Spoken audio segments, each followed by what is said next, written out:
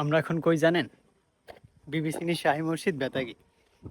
এই মসজিদকে নিয়ে অনেক জল্পনা কল্পনা রয়েছে অনেকের মাঝে। অনেকেই বলে এই মসজিদটা নাকি জিনের দ্বারা তৈরি।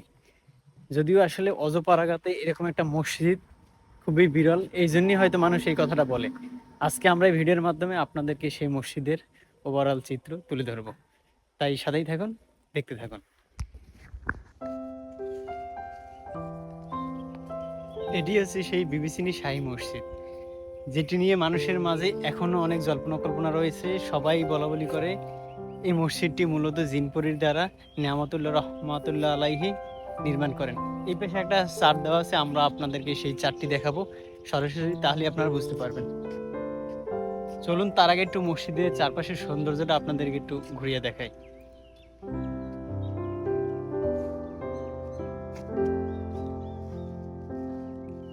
ধারণা করা হয় এই মসজিদটি মিনিমাম 400 থেকে 500 বছর আগে এখানে নির্মাণ করা হয়েছিল।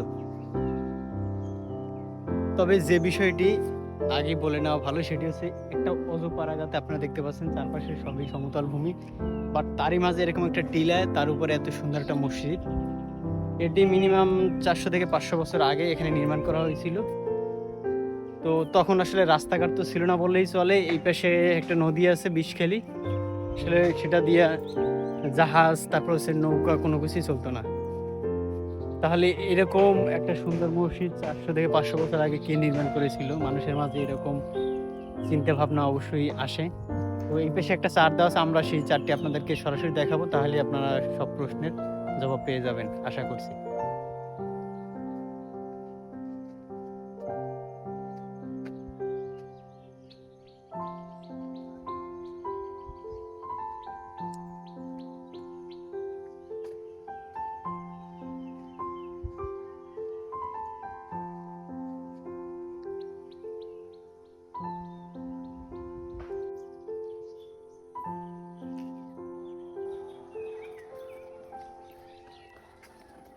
এই মসজিদে এখনো প্রতিদিন আজান হয়, 5 ওয়াক্ত সালাত আদায় করা হয়। তবে আমি যে বিষয়টি আপনাদেরকে বলছিলাম, এই যে চার্টটি দেখতে পাচ্ছেন এটি সরকার কর্তৃক এখানে লাগানো হয়েছে। আমরা আপনাদেরকে চার্টের কিছু অংশ পড়ে শোনাই, তাহলে আপনারা বুঝতে পারবেন। এইখানে যদি আমরা দেখি, মসজিদ নির্মাণের জন্য অসংখ্য ইট ব্যবহার করা হয়েছে। ধারণা করা হয় এই ইটগুলো হয়তো হজরত নিয়ামতুল্লাহ রহমতুল্লাহ জিন দ্বারা আনিয়েছেন। এটি হয়তো আল্লাহ তাআলার ওলি হিসেবে তার কারামত। লোকমুখে এ প্রচলিত আছে যে মসজিদটি তৈরি করেছিলেন পরীরা, তাই কেউ কেউ একে এই মসজিদকে পরীর মসজিদ বলে জানেন। নেক মসজিদ পূর্ণতা লাভের উদ্দেশ্যে প্রতিদিন অসংখ্য মানুষ মসজিদে ইবাদত বন্দেগী করতে আসেন এবং প্রচুর দান করেন। যদিও এটি লোকমুখে প্রচলিত, তবে এই চারটি দেখে যতটা বুঝলাম আসলেই, কারণ এরকম একটা অজপাড়াগা এলাকায় এরকম একটা মসজিদ সত্যি বিরল। তাও এখন হলে এটা চিন্তা ভাবনা করা যায়। এখন যোগাযোগ ব্যবস্থা অনেকটা উন্নত, কিন্তু মিনিমাম 400 থেকে 500 বছর পূর্বে এটি সত্যি একটা অকল্পনীয় বিষয়। যদিও এর যোগাযোগের কোনো ব্যবস্থা ছিল না, এর মধ্যে এরকম সুন্দর একটা ইটের মসজিদ কিভাবে সম্ভব, তাও আবার এইখানে।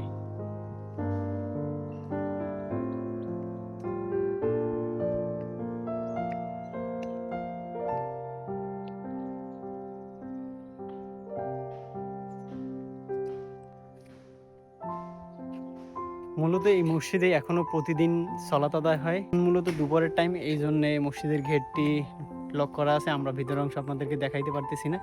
তবে আপনাদের কাছে অনুরোধ, আপনারা বরগুনাতে আসলে অবশ্যই এই মসজিদটি একবার হলেও ঘুরে দেখে যাবেন, অবশ্যই আপনার ভালো লাগবে।